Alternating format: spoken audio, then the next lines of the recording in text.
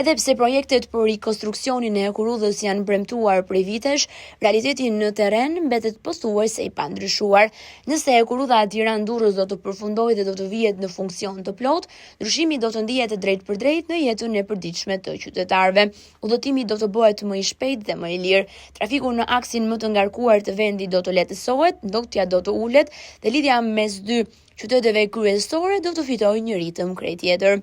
Për te infrastrukturës do të ishte edhe rikthimi një mënyre transporti që për dekada ka lidhur njerëzit, punën dhe jetën e tyre të përditshme, duke e kthyer Ekurudhën sërish në një alternativë reale dhe moderne për lëvizje në vend. Edhe pse pa një afat ende zyrtar, qytetarët presin të emocionuar për rikthimin e kësaj Ekurudhe, edhe pse skeptik.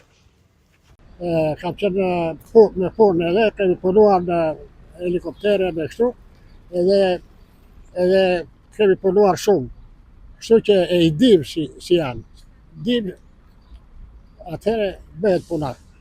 Po të bëhen lagje, du, që do?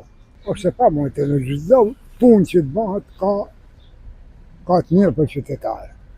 Gjithdo punë që bëhet. Trafiki me dhirë, ma përdem për makina, ma kursim natë, ka shumë, ka dhëgjënë, që kanë njësë, dhe që ta që kanë bojnë.